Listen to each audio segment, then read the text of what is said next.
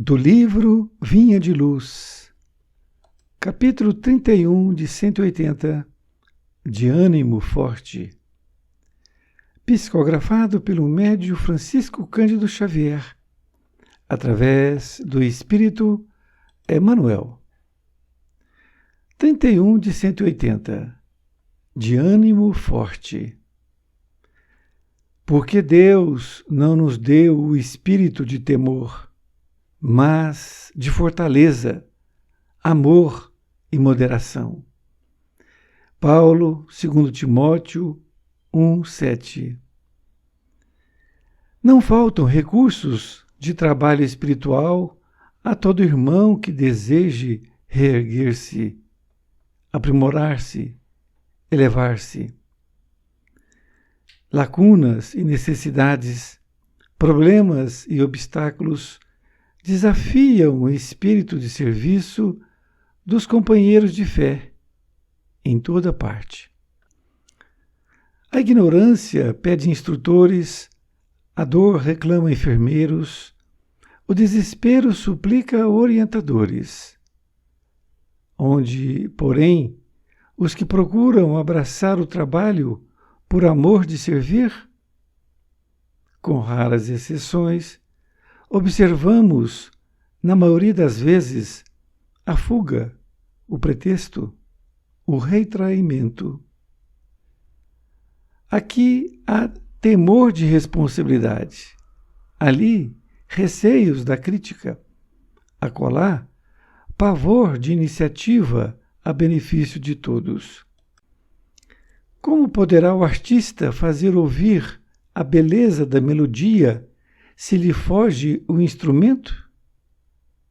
Nesse caso, temos em Jesus o artista divino e em nós outros, encarnados e desencarnados, os instrumentos dele para a eterna melodia do bem no mundo.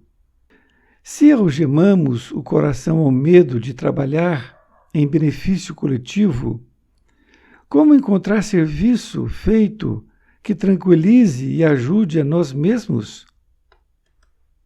Como recolher felicidade que não semeamos ou amealhar dons de que nos afastamos suspeitosos? Onde esteja a possibilidade de sermos úteis, avancemos de ânimo forte, para a frente, construindo o bem, ainda que defrontados pela ironia, pela frieza ou pela ingratidão. Porque, conforme a palavra iluminada do apóstolo aos gentios, Deus não nos deu o espírito de temor, mas de fortaleza, amor e moderação. Emmanuel, Pedro Leopoldo, 25 de novembro de 1951. Querido amigo, querida amiga, aqui estamos nós diante do capítulo 31 de 180.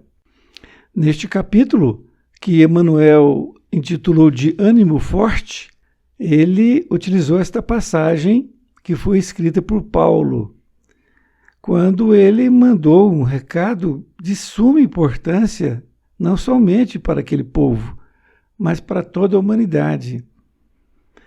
Porque Deus não nos deu o espírito de temor, mas de fortaleza, amor e moderação. Paulo, então, lembra ou informa àquele povo e a nós outros que estamos aqui agora, que Deus não nos criou com um espírito de temor, de medo. Ele não nos criou para isso. Ele nos criou com um espírito de fortaleza, de amor e moderação. Ele nos criou para isto, porque se nós somos filhos de Deus, e Deus é puro amor, não é? Fortaleza, é claro que nós somos também fortaleza, amor e moderação. Seria até uma incoerência, podemos agora dizer, depois de que Paulo falou. Seria uma incoerência nós termos medo de fazer as coisas. E Emmanuel vai nos explicar aqui com mais detalhes a respeito desta lição. Emmanuel nos informa que não faltam recursos de trabalho espiritual a todo irmão que deseje reerguer-se, aprimorar-se, elevar-se. Ele está afirmando que não falta trabalho espiritual para todo aquele que deseja reerguer-se, aprimorar-se, elevar-se. Isto é, sair de uma situação difícil, querer melhorar-se em todos os sentidos no trabalho espiritual. Porque sabemos perfeitamente que o trabalho espiritual, ele é o mais importante. Porque se você não tiver com o espírito livre, com o espírito forte, o trabalho material, ele não rende, ele não se concretiza, porque a mente do homem, ela tem que estar bem consigo mesma. E continua nos dizendo que lacunas e necessidades, problemas e obstáculos desafiam o espírito de serviço dos companheiros de fé em toda parte. Ele está nos informando que existem problemas em todos os lugares, em toda parte, que desafiam esse espírito de serviço que muitas vezes o cristão pretende fazer. Ele informa ainda nessa segunda parte que a ignorância pede instrutores, a dor reclama enfermeiros, o desespero suplica orientadores. Ele está dando um exemplo da necessidade que o mundo tem. E aí cabe a nós despertarmos para isso. Ele diz que a ignorância pede instrutores. Então, você pode estar diante de uma pessoa que ignora as coisas de Deus, a visão espírita, que é mais importante, a visão do cristianismo redivivo. A pessoa, então, por exemplo, ignora o que vem a ser a morte. E você pode ser ali um instrutor dele. Se a criatura está com uma dor, não é?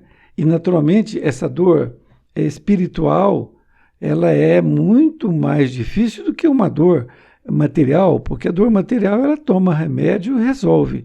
Mas se for uma dor espiritual, por exemplo, ela queria pedir perdão para uma pessoa, um ente querido, e essa pessoa faleceu.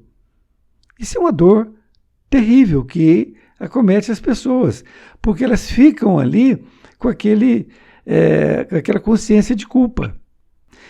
O desespero suplica orientadores, e o desespero é por todas as necessidades que a pessoa pode estar.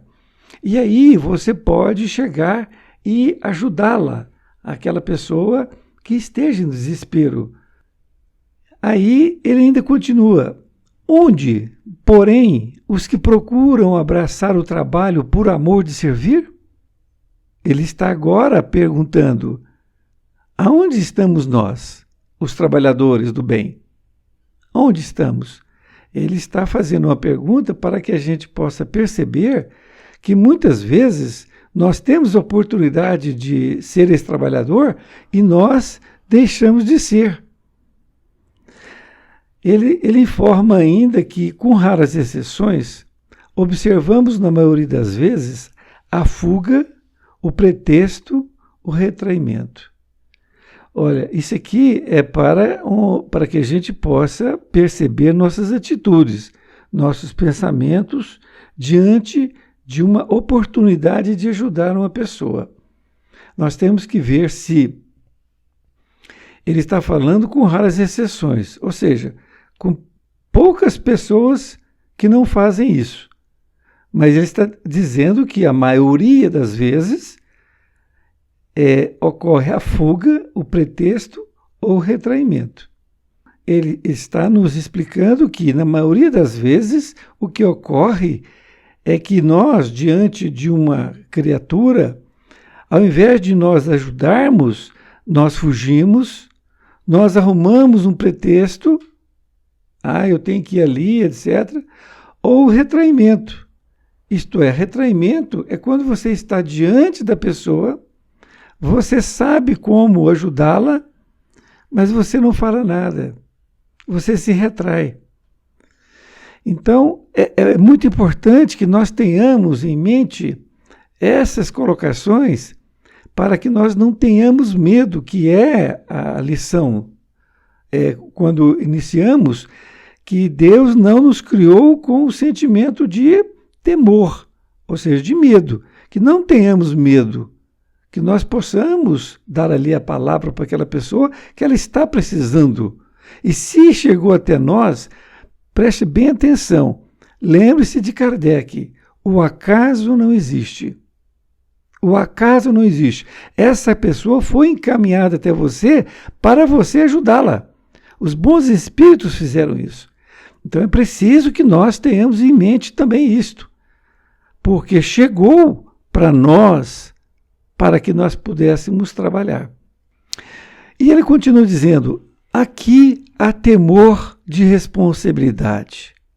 Ali, receios da crítica. Acolá, pavor de iniciativa a benefício de todos. Ele está dando aqui alguns exemplos pelos quais nós não fazemos esse apoio a essa pessoa, que nós então não ajudamos essa pessoa que está precisando da nossa ajuda.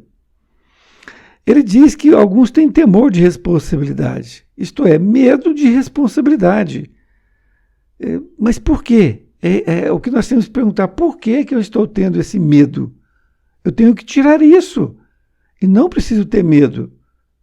Eu tenho que, se eu puder ajudar com palavras, eu ajudo. Se eu puder ajudar com dinheiro, e se eu puder, eu ajudo, não é? E se eu, naquele momento, pedir a intuição dos bons espíritos, com certeza eu vou indicar uma casa para que ela possa ir. E depois, ou encontrar com ela e ir nessa casa. Acolher a pessoa, percebem? Ele diz ainda de receios de crítica. Fulano ali está fazendo isso. Se alguém criticar você porque você está ajudando uma pessoa, preste atenção. Esqueça esse sarcasmo dessas criaturas. Esqueça. Aqui ele também diz, acolá pavor de iniciativa a benefício de todos. Então não tenha esse temor de ajudar as pessoas. Esteja pronto, esteja disponível para as pessoas. Nessa outra parte ele diz, como poderá o artista fazer ouvir a beleza da melodia que se lhe foge um instrumento? Ele faz uma comparação falando de um artista que toca um trombone, um violino. Ele pergunta, como poderá o artista estar sem ouvir a melodia do instrumento dele? Isto é, se ele não ouvir aquele instrumento que ele está tocando, como ele pode ouvir essa beleza? Suponhamos que ele esteja com o ouvido tapado e esteja tocando o próprio instrumento. Ele não vai ouvir. Aí ele que não toca mesmo que ele toque ali de forma natural, sabendo o que está fazendo, mas se ele não ouvir a beleza da melodia, ele não tem entusiasmo. Ele não tem entusiasmo para tocar a noite inteira. Muito importante esse exemplo que Emmanuel deu. Aí ele faz essa comparação conosco, através do Evangelho de Jesus. Nesse caso, temos em Jesus o artista divino em nós outros. Encarnados e desencarnados, os instrumentos dele para a eterna melodia do bem no mundo. Desta feita, ele está dizendo que, assim como o artista tem o violino, por exemplo, para ele poder ouvir a melodia que ele mesmo está tocando, nós temos que ter o nosso instrumento, que é o Evangelho de Jesus. Com esse instrumento, que é o Evangelho de Jesus, nós podemos tocar uma harmonia, nós podemos tocar uma música belíssima, que é fazer através da nossa voz, do nosso empenho para aquelas pessoas que estão precisando, ajudando essas criaturas. É isso que Emmanuel está dizendo. O instrumento nosso é o Evangelho de Jesus. É percebermos que nós estaremos sendo intuídos para ali podermos ajudar o próximo. Continuo dizendo, se algemamos o coração ao medo de trabalhar em benefício coletivo, como encontrar serviço feito que tranquilize e ajude a nós mesmos? É muito interessante o que ele diz aqui. Se algemamos o coração ao medo de trabalhar em benefício coletivo, isto é, se nós trancamos o nosso coração com medo de trabalhar para benefício das pessoas, como nós vamos encontrar o serviço feito que vai nos tranquilizar a nós mesmos? Veja bem, vai nos tranquilizar e nos ajudar a nós mesmos. Porque quando nós trabalhamos para os outros, nós estamos automaticamente trabalhando para nós. Por quê? Porque quando Jesus disse amar a Deus sobre todas as coisas e ao próximo como a si mesmo, nós temos que lembrar que o amor que nós damos é o que nós temos. Eu não tenho como amar a Deus se não o conheço. Eu não tenho como amar o próximo se eu não o conheço. Desta feita, eu só tenho uma condição, amar a mim mesmo. Então eu tenho que procurar amar a mim mesmo, criar esse amor dentro de mim, e aí eu vou amar o próximo, porque eu vou ver nele uma extensão de mim mesmo. Vou vê-lo como uma criatura que é meu irmão perante Deus. E quando eu começar a amar este meu irmão, que está precisando, eu estou automaticamente amando a Deus. E é isto que Jesus falou. É amar a Deus através dos nossos irmãos. Por isto que no Evangelho de João, ele diz assim, aquele que diz amar a Deus e odeia seu irmão é um mentiroso. Olha, muito contundente o que ele disse, não é? Por quê? Porque e ele explica, como pode dizer que ama a Deus se não o conhece e odeia seu irmão a quem conhece? Ele está dizendo, em outras palavras, que o caminho é amar o seu irmão. Por quê? Porque se ele tem ódio no coração, ele só tem ódio para dar. Como ele pode dar amor a Deus? Percebem? Na conclusão, ele diz, como recolher felicidade que não semeamos, ou amealhar dons de que nos afastamos suspeitosos? Olha, ele está fazendo uma pergunta para nós. Como que nós vamos ter felicidade? Que nós não semeamos. Porque se você quer felicidade, você tem que dar felicidade para os outros. Você tem que dar um sorriso para uma pessoa, uma palavra amiga. Se você dá, você recebe. É como diz a música, é dando que se recebe. Como você amealhar, ou seja, você ganhar dons de que nos afastamos suspeitosos. Isto é, você está querendo um dom, mas você está se afastando.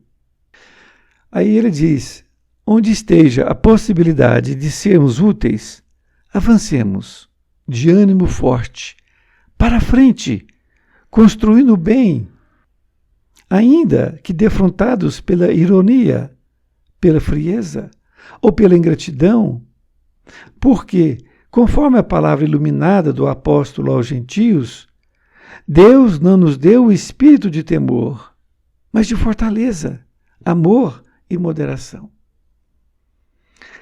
Esta conclusão reflete muito bem o que foi dito anteriormente, porque para que nós possamos sermos úteis, nós temos que avançar de ânimo forte, para frente, E mesmo que nós sejamos defrontados pela ironia das pessoas, pela frieza ou pela ingratidão, nós temos que pegar a palavra do apóstolo.